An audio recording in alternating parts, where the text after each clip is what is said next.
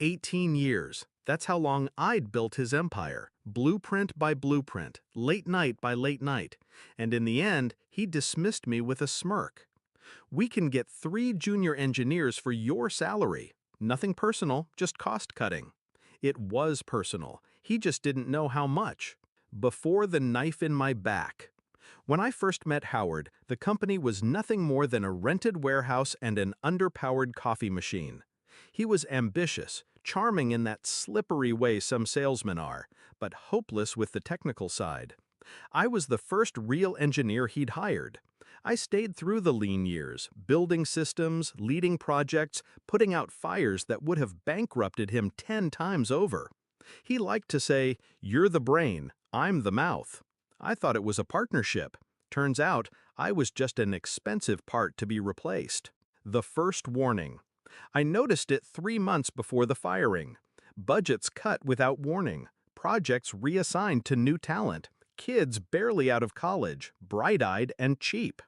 My access to certain meetings slipped through the cracks. Then came the audit of my department.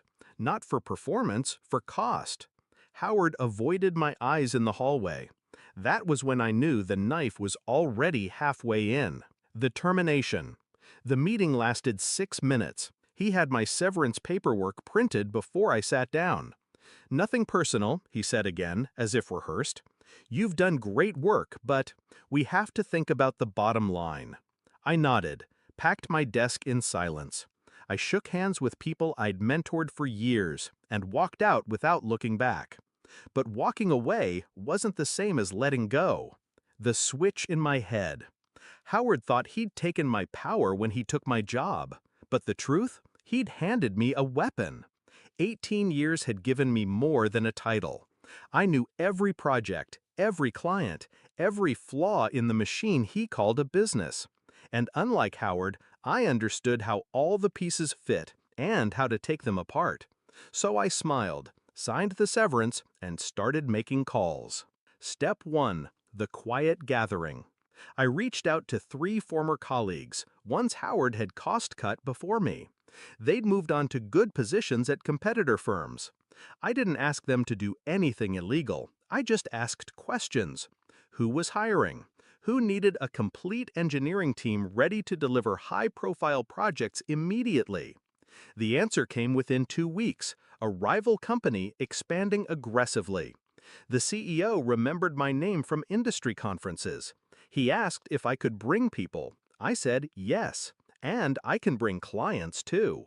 Step 2. The hollowing out. Howard didn't just cut my position, he'd stacked the company with juniors who relied on my processes. Processes I'd designed, documented, and quietly kept updated in my personal files. When I left, I took the most recent versions. What Howard had left was 6 months out of date. Without those updates, deadlines would start slipping. Step 3. The client migration.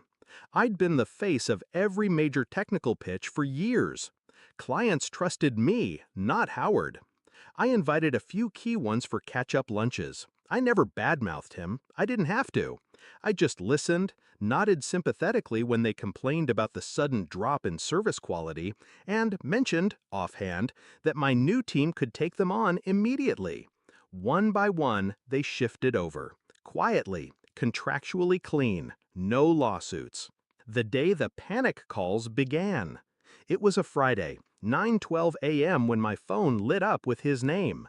By then, 3 of his biggest accounts had terminated. 2 engineers had resigned, both now sitting in my new office. And a 4th client was reviewing options. I let it go to voicemail. The next call came 20 minutes later, then another. By noon, I had 9 missed calls and 4 texts. "We need to talk. I think we can work something out. Call me, urgent." I didn't reply. The confrontation. On Monday, I finally answered. His voice was sharp, brittle.